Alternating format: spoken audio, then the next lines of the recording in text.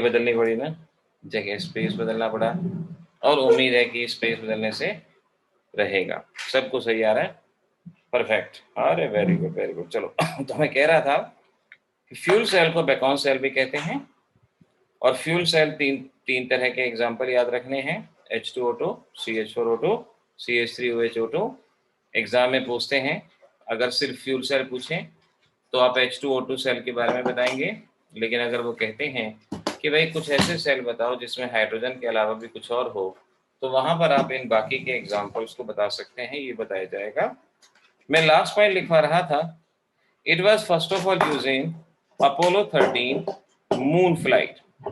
चांद पे जो रॉकेट गया था अपोलो 13 में पावर का सोर्स फ्यूल सेल का इस्तेमाल किया गया था, फ्यूल सेल को यूज किया गया, क्योंकि देख सकते हो इसकी रिएक्शन में कहीं भी कोई वेस्ट प्रोडक्ट नहीं है, यहाँ सिर्फ और सिर्फ H2O है और एनर्जी है। एनर्जी का इस्तेमाल किया जा सकता है, एनर्जी का इस्तेमाल किया जा सकता है। तो इस तरह से एनर्जी से इलेक्ट्रिकल एनर्जी को बनाया जाता था, और इस तरह से अपोलो 13 मून फ्लाइट के अंदर इसका इस्तेमाल किया गया। इस पॉइंट को याद रखना, इसको अच्छे से समझना। नाउ अब किस तरह से फ्यूल सेल की रिएक्शंस और कंस्ट्रक्शन, अब जरा इस चीज को यहाँ पे अंडरस्टैंड करो, यहाँ पे समझो, देखो क्या होता है construction of fuel cell. Fuel cell देखो एक काफी बड़ा सा टैंक होता है। यहाँ तो खैर हम इतना बड़ा टैंक नहीं बना पाएंगे, लेकिन एक्चुअल में ये काफी बड़ा टैंक होता है। इस तरह से एक बड़ा सा टैंक होगा, इस टैंक के अंदर कुछ इलेक्ट्रोलाइट प्रेजेंट होंगे। अभी एक्सप्लेन करता हूं, पहले जरा एक बार कंस्ट्रक्शन कर लो।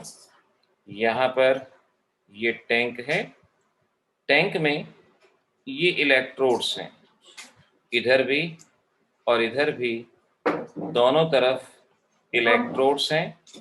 बीच में अल्कलाइन सॉल्यूशन KOH NaOH कुछ भी हो सकता है।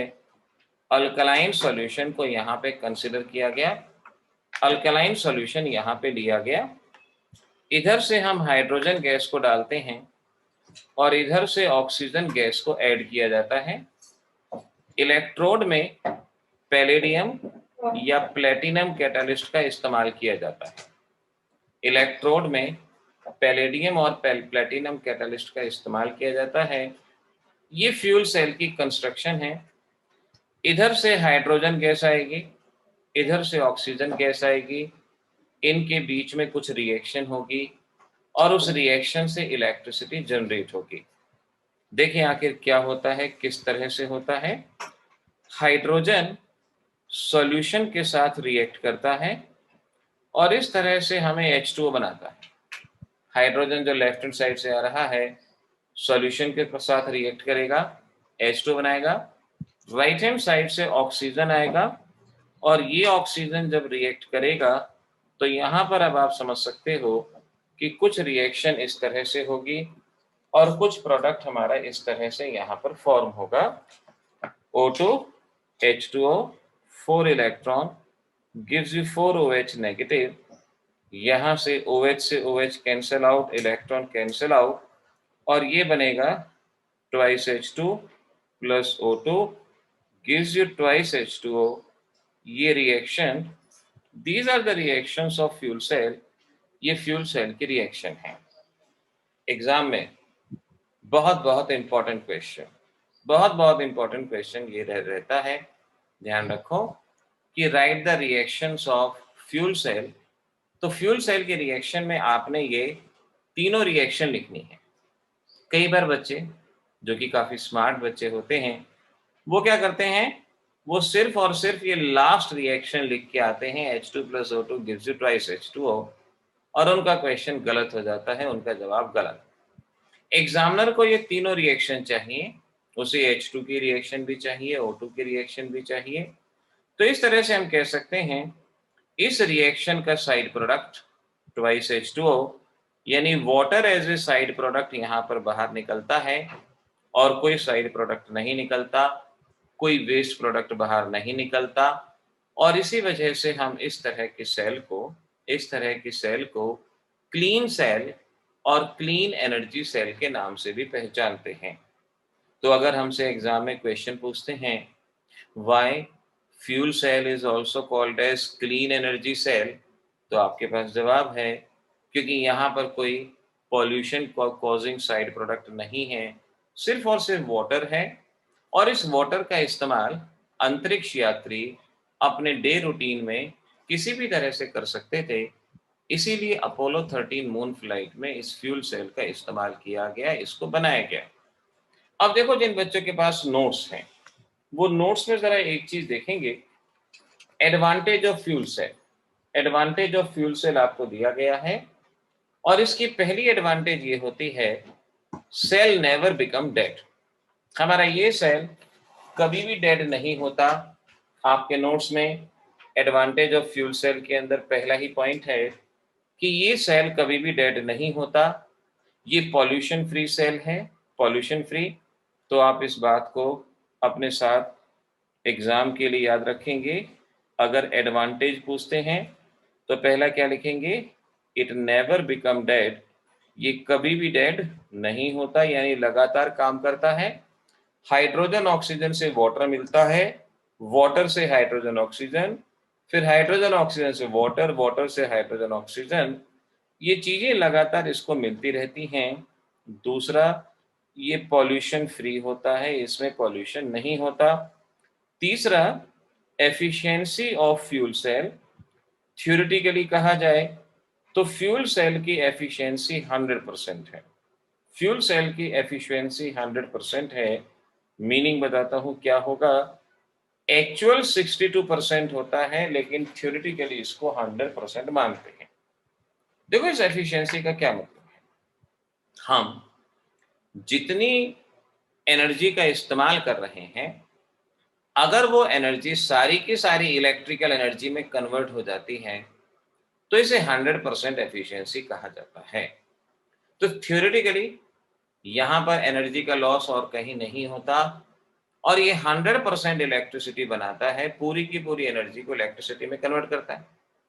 हमारे घरों में जो बिजली आती है, जैसे हमारे घरों में पानीपत थर्मल प्लांट से बिजली आती है, तो वहां पर कोयले को जलाया जाता है और कोयले से निकलने वाली एनर्जी से इलेक्ट्रिसिटी को बनाया जाता है और उसकी एफिशिएंसी 30 to 40% होती है। यानी जितनी एनर्जी वो कंज्यूम करते हैं उसमें सिर्फ 30 to 40% इलेक्ट्रिसिटी मिलती है, बाकी सारा प्रोडक्शन लॉस होता है, ट्रांसमिशन लॉस होता है, यानी वो हम तक नहीं पहुंच पाता, उसका कहीं ना कहीं नुकसान होता है। लेकिन फ्यूल सेल थ्योरेटिकली 100%, प्रैक्टिकली 70% तक इसको माना जाता है। लेकिन अगर मल्टीपल चॉइस में क्वेश्चन आए कि इसकी थ्योरेटिकल एफिशिएंसी कितनी है 100%, अगर थ्योरेटिकल एफिशिएंसी नहीं लिखी तो आपने 60 to 70% में से जो भी ऑप्शन होगा उसको मार्क करना है, उसको ध्यान रखना। इस तरह से ये फ्यूल सेल की एडवांटेज हैं। फ्यूल सेल की कुछ डिसएडवांटेज भी हैं, नोट्स में देख लेना जिन बच्चों के पास नोट्स हैं। डिसएडवांटेज ऑफ फ्यूल सेल, देखो पहली डिसएडवांटेज क्या है, यहाँ पर हाइड्रोजन है और यहाँ पर ऑक्सीजन है। मैं आपको याद दिलाऊं, अभी पीछे जब यहाँ इतने सारे कोरोना के केसेस बढ़ गए, जब ऑक्सीजन की बहुत मारामारी हुई, तो एक इंसान मुझसे आके पूछता है कि जी ऑक्सीजन बनाना क्या मुश्किल काम है? मैं कहा बिल्कुल नहीं, कि MnO4 सल्फ्यूरिक एसिड लो, खूब ऑक्सीजन मिलेगी, जी भर के लो, लेकिन आप उस ऑक्सीजन का इस्तेमाल नहीं कर सकते क्योंकि इन रिएक्शंस के दौरान जो ऑक्सीजन मिलती है वो सपोर्टर ऑफ कंबशन होती है। जो ऑक्सीजन मेडिकली इस्तेमाल करते हैं वो मेडिकल ऑक्सीजन होती है, उससे आग नहीं लगती। लेकिन जो ऑक्सीजन यहाँ पर इस्तेमाल करते हैं ये सपोर्टर ऑफ कंबशन होती है। तो खुद सोच के देखो, फ्यूल सेल में एक तरफ हाइड्रोजन है इनफ्लेमेबल, एक तरफ ऑक्सीजन है सपोर्टर, यानी इनफ्लेमेबल गैस भी है, सपोर्टर भी है। बाय चांस अगर कुछ एक्सीडेंट हो गया तो उसको संभालना बहुत मुश्किल होगा क्योंकि इनफ्लेमेबल गैस भी है और सपोर्टर भी है। तो डिसएडवांटेज में पहली डिसएडवांटेज आप लिख सकते हैं, hydrogen and oxygen are, hydrogen is inflammable, ये आप लिख लेंगे यहाँ पर, and oxygen is supporter of combustion, और इस तरह से इनको हैंडल करना एक मुश्किल कार्य होता है, बड़ा मुश्किल काम होता है। दूसरा, फ्यूल सेल में इस्तेमाल होने वाले कैटालिस्ट। यहां पर हम जिन कैटालिस्ट का इस्तेमाल करते हैं, या तो पैलेडियम होता है या प्लेटिनम होता है। आप शायद जानते हैं प्लेटिनम बहुत महंगा होता है, और इतना महंगा मेटल का इस्तेमाल करना हर एक के बस की बात नहीं है, हर एक कोई उसको अफोर्ड नहीं कर सकता। क्योंकि दिमाग में बात आती है, भाई फ्यूल सेल की एफिशिएंसी 100% है, तो हम घरों में तारों से बिजली क्यों लाते हैं? हम अपनी छत के ऊपर क्यों नहीं एक फ्यूल सेल बना देते और उस फ्यूल सेल से इलेक्ट्रिसिटी लेते, 100% मिलेगी और पोल्यूशन भी नहीं होगा, क्लीन एनर्जी मिलेगी। लेकिन यही प्रॉब्लम है कि हाइड्रोजन ऑक्सीजन से एक्सीडेंट हो सकता है। प्लेटिनम एक महंगा मेटल है, महंगे मेटल का इस्तेमाल नहीं कर सकते हैं।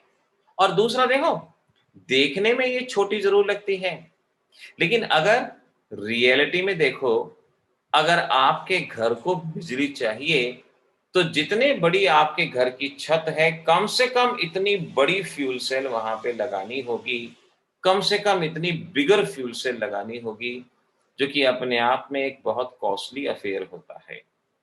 तो हम ये कहेंगे कि फ्यूल सेल महंगा पड़ता है, थोड़ा सा डिफिकल्ट टू हैंडल है, क्योंकि हाइड्रोजन ऑक्सीजन गैस है और कॉस्टली कैटलिस्ट है। इस वजह से हम फ्यूल सेल का इस्तेमाल नहीं करते, फ्यूल सेल को यूज नहीं करते, ये यहां पर कहा जाएगा। अच्छा, आप नोट्स में ही कुछ और चीजें हैं जो आपको नोट्स में से ही पढ़नी है। ये पेज नंबर 14 पे मैंने पूरा फ्यूल सेल बताया, इंपॉर्टेंट मार्क कर लो रिएक्शन। पेज 15 पे आओ, पेज 15 पे फेराडेज लॉ वो आप कर चुके हो। उसके नीचे बैटरीज हैं, और इन बैटरीज में जो जो मैं सामने स्क्रीन पे बताऊंगा, उतने पोर्शन पे आपने ध्यान देना है और उतने पोर्शन को आपने करना है। जो जो बातें मैं यहां पर बताने वाला हूं, ध्यान रखना। सबसे पहले मरकरी सेल, सबसे पहले अब यहां पर ध्यान दो। सबसे पहले मरकरी सेल, मरकरी सेल में आप देख सकते हो, आपको इलेक्ट्रोलाइट याद रखना है, कितनी वोल्टेज देता है ये याद रखना है, और इसकी नेट रिएक्शन को याद रखना है। क्योंकि ये याद करने की चीज है, इसमें बताएं भी तो क्या बताएं कि जिंक आपके पास ZnO है, KOH है, मरकरी है, क्या है। आप यहाँ पर इलेक्ट्रोलाइट को ध्यान रखेंगे, आप यहाँ वोल्टेज ध्यान रखेंगे, और यहाँ रिएक्शन याद रखेंगे। मरकरी सेल, इसको ध्यान रखेंगे। ऐसे ही नेक्स्ट सेल जो आपको ध्यान रखनी है, lead storage battery, very very important. ये नोट्स का ही पेज है जिसकी फोटो यहां पर ली हुई है, ये नोट्स का पेज है। अब लेड स्टोरेज बैटरी में ऑटोमोबाइल्स में जिस बैटरी का इस्तेमाल करते हैं, उसे लेड स्टोरेज बैटरी कहा जाता है। यहां पर दो तरह के रिएक्शन हैं, एक चार्जिंग और एक रिचार्जिंग। कई बार देखा है ना, गाड़ी में जब बैटरी कम होती है तो उसको चलाया जाता है, कहते हैं गाड़ी को चलाने से बैटरी चार्ज हो जाएगी। तो एक रिचार्जिंग और एक डिस्चार्जिंग, दो रिएक्शन याद करनी है। पहली रिएक्शन ये लिख लो, ये है डिस्चार्ज के दौरान की जाने वाली रिएक्शन, यानी जिससे बैटरी कंज्यूम होती है, बैटरी खत्म होती है। और बिल्कुल उसके उल्टी रिएक्शन है रिचार्जिंग की रिएक्शन, बिल्कुल उससे उल्टी रिएक्शन है। So this is important. Lead storage battery में चार्जिंग और रिचार्जिंग की रिएक्शन आपसे पूछी जाएंगी, और ये रिएक्शन आप यहां से बताओगे ही बताओगे, इसको याद करना ही है। इसमें समझने से ज्यादा सिर्फ और सिर्फ नेट रिएक्शन याद कर लेना, ये बहुत है। स्क्रीनशॉट ले लो अगर नोट्स नहीं है, नोट्स हैं तो आप नोट्स में से ही मार्क कर लो।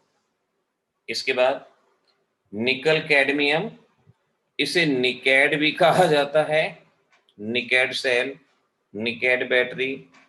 आपने यहाँ इलेक्ट्रोलाइट, कैथोड एनोड और नेट रिएक्शन, साथ में कितनी वोल्टेज है, वॉचेस और कैलकुलेटर के अंदर इसका इस्तेमाल करते हैं। देखो, ये मल्टीपल चॉइस में कुछ रट्टाफिकेशन वाले क्वेश्चन है।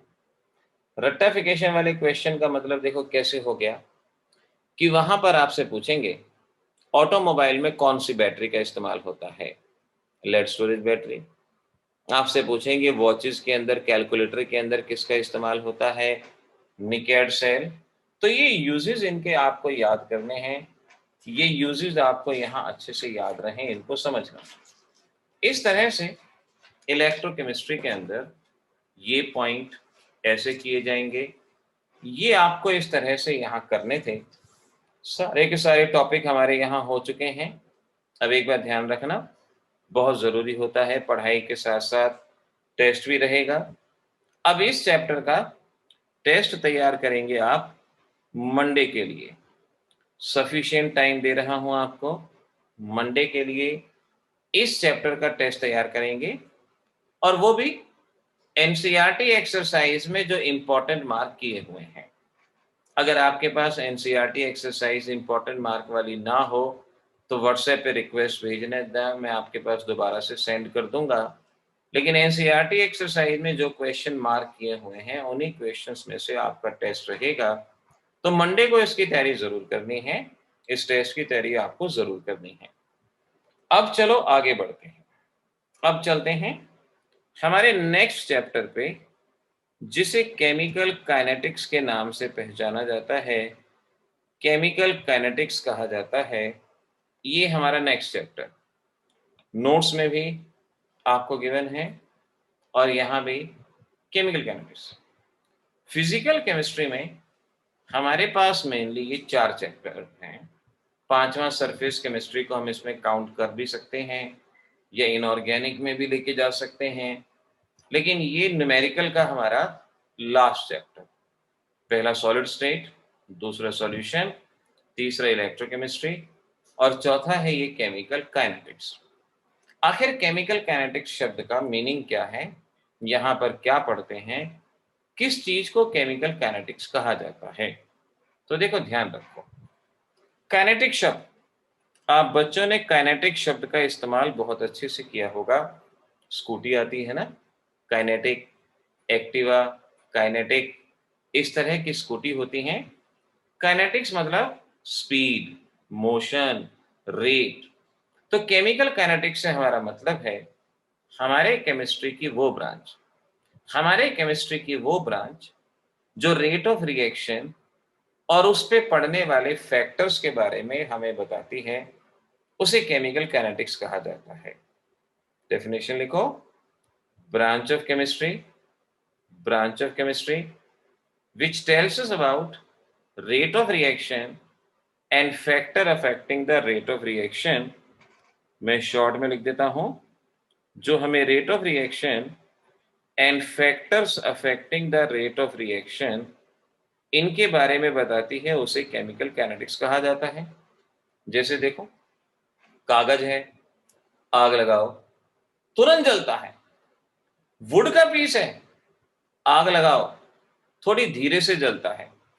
तो अगर आप पेपर का कंबशन करते हो तो बहुत फास्ट होता है, वेरी फास्ट होता है। अगर वुड का कंबशन करते हो तो पेपर के कंपैरिजन में कम होता है, थोड़ा सा कम होता है। और कल आपने आयरन में कोरोजन पढ़ा था जो कि ऑक्सीडेशन था, और वो रिएक्शन कैसी होती है, वो रिएक्शन वेरी स्लो होती है।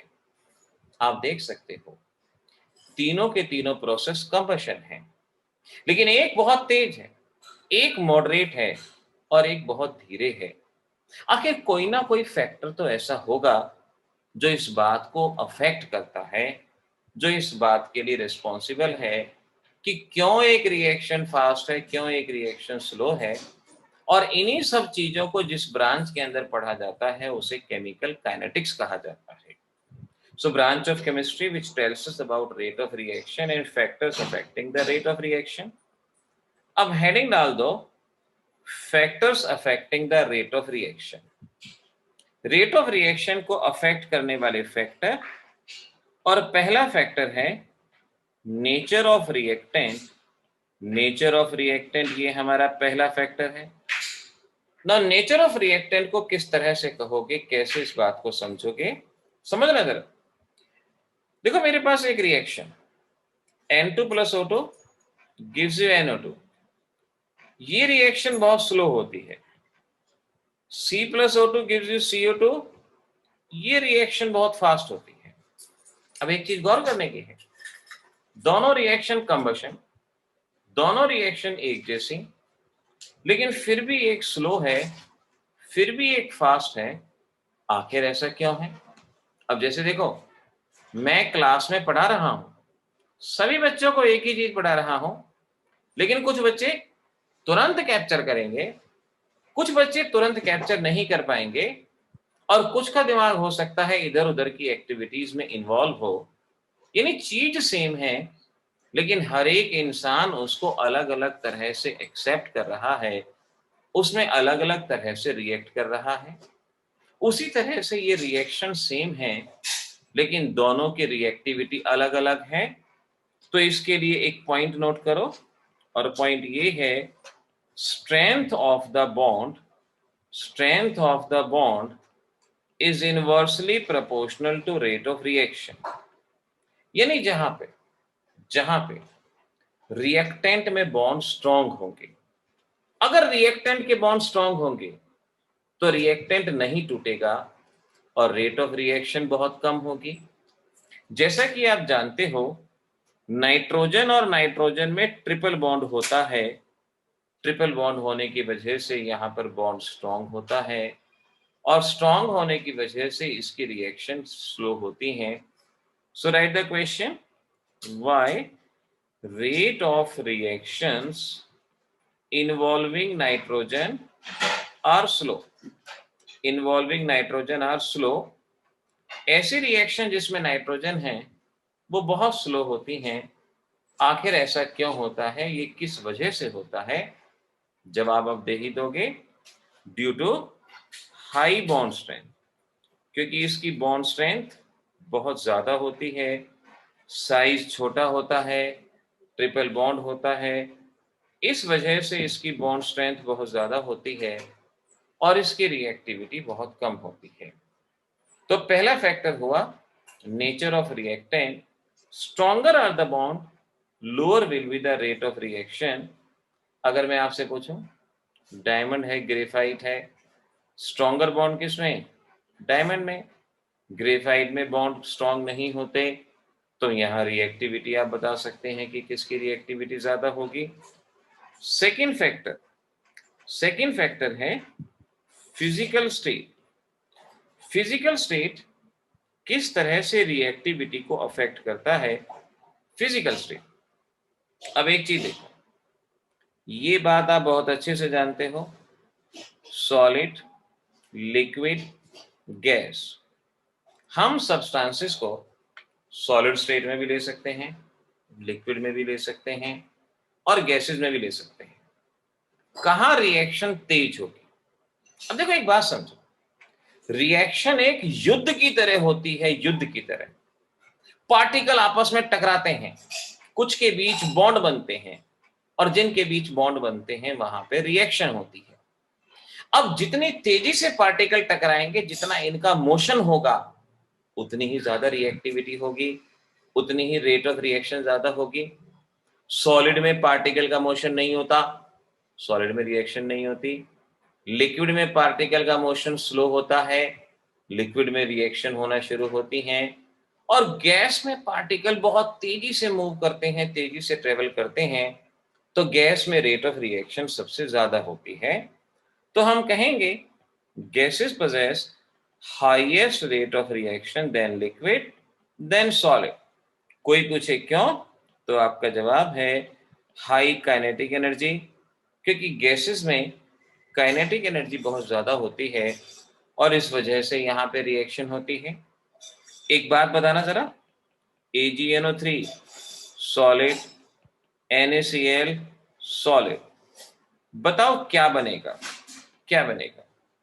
क्या कोई प्रेसिपिटेट बनेगा, या कोई लिक्विड बनेगा, या कोई गैस बनेगी? AgNO3 और NaCl सॉलिड, यहां पे अगर मैं दोनों को रिएक्ट करवाता हूं तो क्या बनेगा?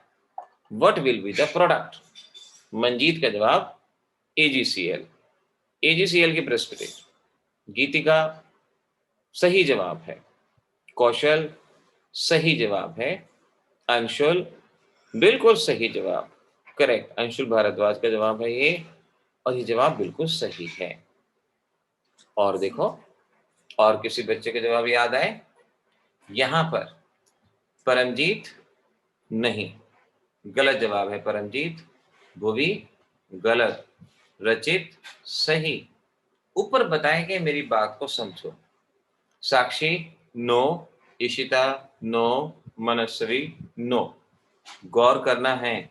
आदित्य नहीं बेटा, जतेन नहीं, ये रिएक्शन नहीं होगी।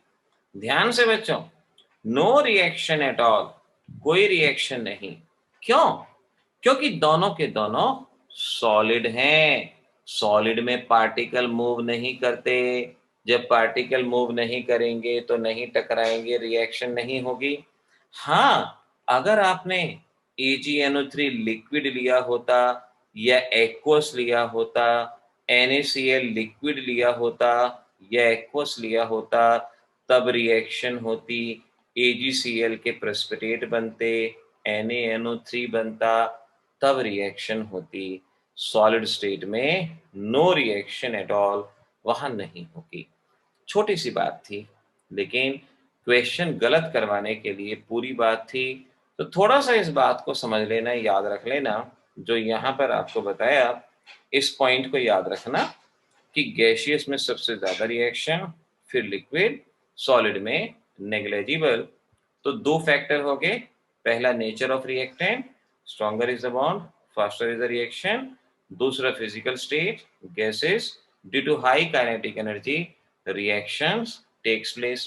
कई बार घरों में होता है ना, घरों में कुछ मेहमान आ जाते हैं, ऐसे मेहमान आ जाते हैं, बैठे रहेंगे, बैठे रहेंगे, बिल्कुल बैठे रहेंगे। आप बोर हो चुके हो, कितना ही बोर हो चुके हो, नहीं जाएंगे। इधर से उधर की, उधर से इधर की, जाएंगे ही नहीं। टीवी चल रहा है तो टीवी में न्यूज ही देखते रहेंगे, और न्यूज देख के हंसते रहेंगे, हा हा हा हा, अरे ये क्या बोल गया, ये क्या बोल गया, ये क्या बोल गया, ऐसे करते रहेंगे, जाएंगे नहीं।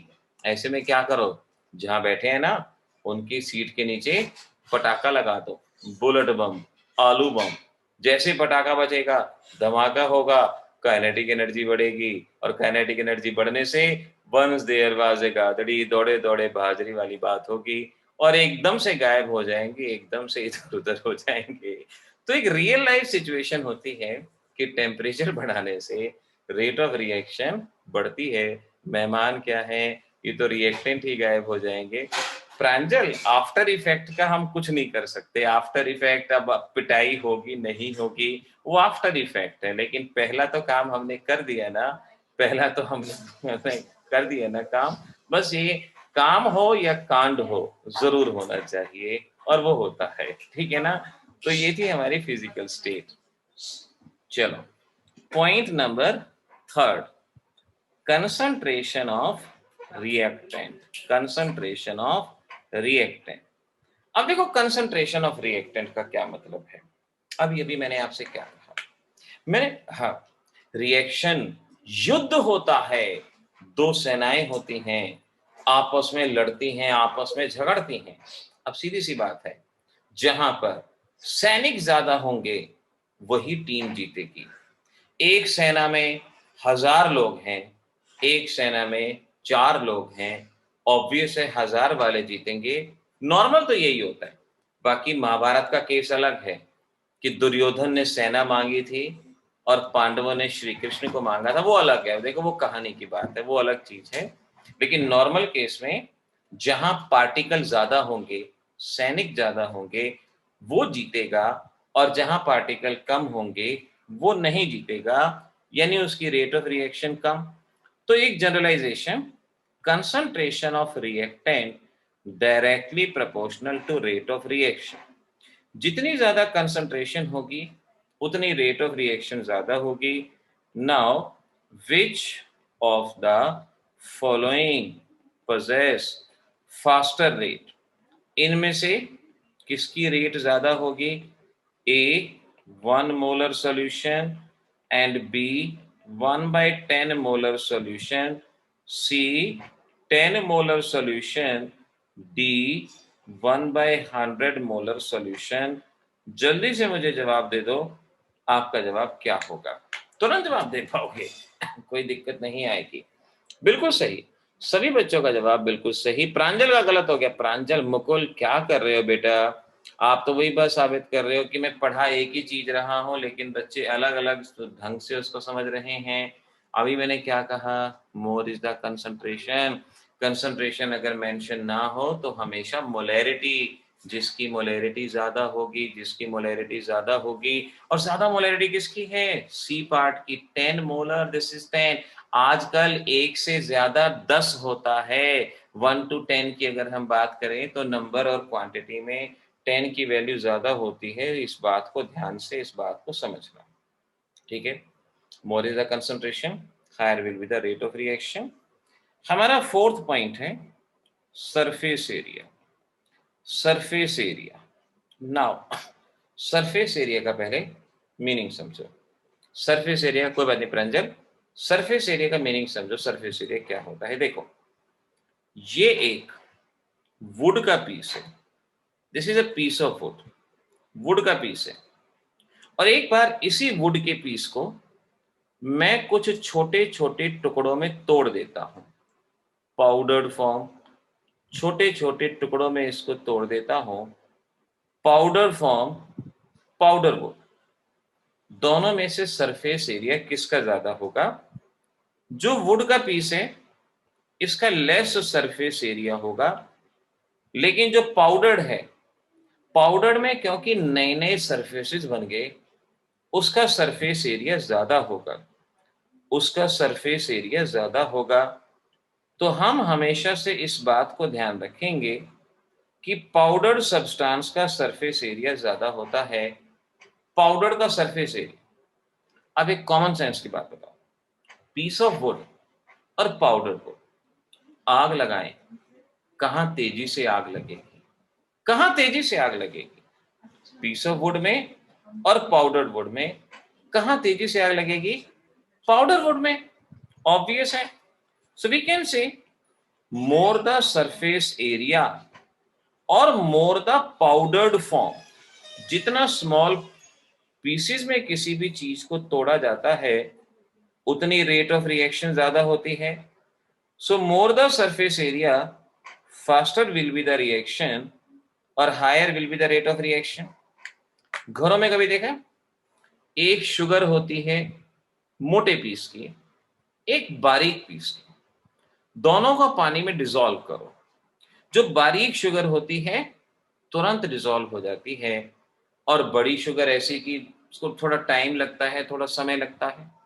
तो जितना पाउडर फॉर्म होगी, सरफेस एरिया ज्यादा होगा, उतना रेट ऑफ रिएक्शन ज्यादा। अच्छा, घरों में देखा है, जब कद्दू बनाया जाता है, लौका बनाया जाता है, तो कभी भी मम्मी पूरा का पूरा लौका नहीं बनाती। ये नहीं कहती ये लौका बन गया, प्लेट में डाल दिया, खा ले बेटा ऐश कर। कभी भी नहीं। इतना बड़ा कद्दू लिया, बना दिया, खाते रहो बेटा। कभी भी नहीं। उसे छोटे छोटे पीसेस में काटते हैं, और छोटे छोटे पीसेस में काटने पे फिर उसको उबाला जाता है। क्योंकि जितने छोटे पीसेस में काटेंगे उतनी रेट ऑफ रिएक्शन ज्यादा होगी। ये हमारी डेली लाइफ से कनेक्टेड है। आप में से बहुत सारे बच्चे क्या करते हैं, एग्जामिनेशन में जब पेपर आने वाले होते हैं तो कहते हैं भैया आज पढ़ाई कर लो, पेपर आ गए। अब इतना सारा सिलेबस कैसे एक दिन में होगा? नहीं होगा। लेकिन छोटे छोटे टुकड़ों में डिवाइड करो। भाई एक हफ्ते पहले से तैयारी करो, कुछ आज करो, कुछ कल करो, कुछ परसों करो, कुछ अगले दिन करो। छोटे छोटे टुकड़ों में डिवाइड करो, बहुत अच्छे से होगा, मार्क्स भी अच्छे आएंगे। अगर आप सिर्फ पेपर में तैयारी करते हो ना, पता है क्या होता है? सिर्फ पेपर में तैयारी करी आपने, पेपर दे के आए, आपको आधा तो पता ही नहीं होता कि सही है या गलत है। जो पड़ोसी बताएगा उसी बात पे, हाँ भाई तेरे भी ठीक है, मेरे भी ठीक है। फिर आएगी पीटीएम। पीटीएम आएगी, पापा बड़े प्यार से सुबह सुबह लेके जाएंगे। जैसे ही पीटीएम पे मुलाकात होगी, आज फिर टीचर से मुलाकात होगी, तो फिर आपके पापा आएंगे, घर आके आपका सरफेस एरिया बढ़ाएंगे। सर और फेस पे दे दनादन सरफेस एरिया। और जब दे दनादन पिटाई हो जाएगी, सरफेस एरिया बढ़ेगा। अगले दिन पढ़ाई शुरू, 4 दिन के लिए तो पढ़ाई में ऐसा मन लगेगा कि बस पूछो मत। भाई आज ही सारा पढ़ डालेंगे, आज NEET clear, JEE clear, GATE clear, CAT clear, सब क्लियर। बट हमें समझना चाहिए कि step by step you gone ahead and come soon very fast. यानी अगर सिलेबस को रोज पढ़ें, मैंने इसीलिए टेस्ट में थोड़ा से दिन ज्यादा दिए, वरना 2 दिन का समय देता, लेकिन थोड़े से ज्यादा दिए। और ज्यादा देने की वजह से क्या हुआ, आप रोज थोड़ा थोड़ा तैयार करो, 2-2 दिन पे 2-2 दिन आप लगा के इसको तैयारी करो। आपका इलेक्ट्रोकेमिस्ट्री का चैप्टर अच्छे से तैयार हो जाए, उसका टेस्ट अच्छे से हो जाए, वो बेहतरीन बात होगी। हमारा अगला फैक्टर, फैक्टर नंबर 5, इसे लिख लेना, कैटालिस्ट। कैटालिस्ट, अच्छा बेटा बताओ, कैटालिस्ट क्या करता है? रिएक्शन की रेट इंक्रीज करता है, डिक्रीज करता है?